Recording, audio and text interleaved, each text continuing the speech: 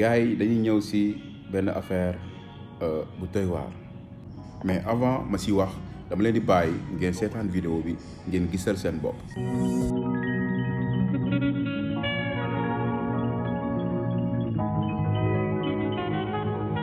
Doors be.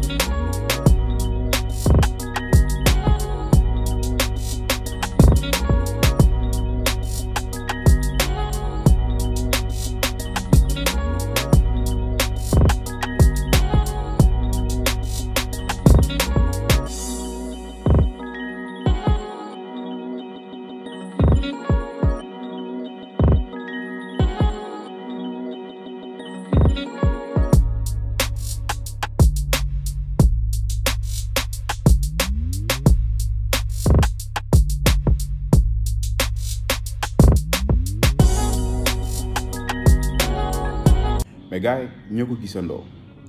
muy benn xale bu góor bu jàpp benn jigéen di ko dóor ñu nekk ci kaw terrasse comme ni ngeen ko gisee rek premièrement mu ñaaw lool ci gis ndax defe naa ni ku góor ku jàpp di dóor jigéen moom loolu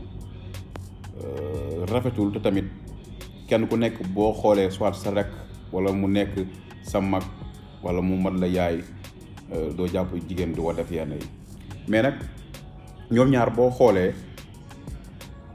bu ko ku góor ki magee ci sama gis-gis bariwul mais xam naa ni ci ñoom ñaar kenn amu si 18 ans xaw ma nag li ñu jote ndax noonu nii laa ko gisee si internet bi rek mënumaa wax lii ak lii la mais si analyse booy xool mën naa nekk ñoom ñaar dañ doon génn xale bu jigéen bi am lu mu ko def waa ji yëgal ko ba ci kaw maanaam mu bëgg mu indil ko ci ay leeral peut-être xale bu jigéen bi nunguwu see wax mu jàpp di ko dóor ci sama xalaat nag waxuma lu ñuy jote quoi sama xalaat laa wax quoi dama ni peut-être mën na nekk tamit leneen ndax boo xoolee ci vidéo bi yaa ngi gis début bi daf ko dóor ba xale bi sëgg jël loxo bi teg ko ci bët bi après mooy wax ak moom mais fin bi yaa ngi gis ni waa ji maanaam ni waa ji réagir quoi ndax après dafa jëlaat tubayam takk ko ci foofu muy takk tubay bi sax am na si certes ñu ma gis ñuy wax ay waxu viol ndax gisuñu fenn fu waa jàppe xale bi di ko def lu bon maanaam yi fi saay-saay wala lenn gisuñu ko wala bokk si li ñu gis si vidéo bi ndax 2 minutes la mais gisuñu si benn acte boo xamante ni day wane ni day violo xale bi non gisuma ko mais après gis nga ci fin bi dafa toog moo xale bi mu mel ni daf ko doon dëfal waaye lu jiitu loolu kii filmé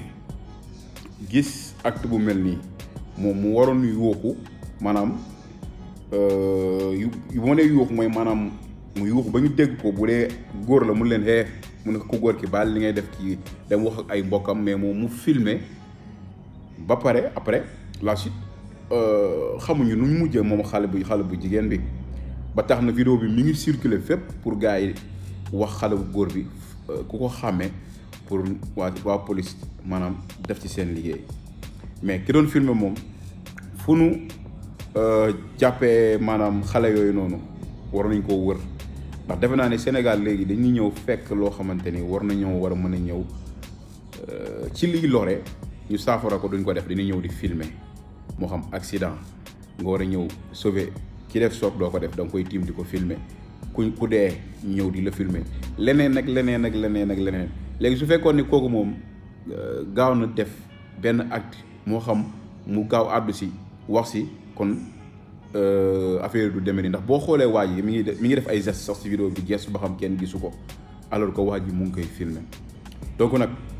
ñoom ñaar si gis-gis boo xoolee da nga naan ñii ay xale lañ te xam naa ni kenn amu si 18 ans mais sama mbokku góor ñi dañuy gën di ànd ak dal suñu meree ndax yii nii mbëggeel daf koy indi ndax xale bu jigéen bi mën na lay boole ak beneen xale bu góor mu metti la doo xam noo koy saafara su ngeen wéetee boo koy dóor doo ko tey après di réccu te dóor xale bu jigéen baaxul nañ ci gën di bàyyi xel donc gars yi loolu moo nekkoon li nga xamante ni tey indi naa ko muy vidéo boobu ngeen gis nga xam ne mi ngi def tour si réseaux sociaux yi fépp yéen tamit ngeen wax seen xalaat ci commentaire yi te bu leen commentaire ba pare ñi nga xam ne ñu ngi doog a dugg ci chaîne bi ngeen abonné te bu leen abonné ba pare bu leen fàttee ba seen cloche notification ba vidéo bu ñu dugal ngeen mën ko am te ngeen di yaatal vidéo yi bu baax jaa ngeen jëf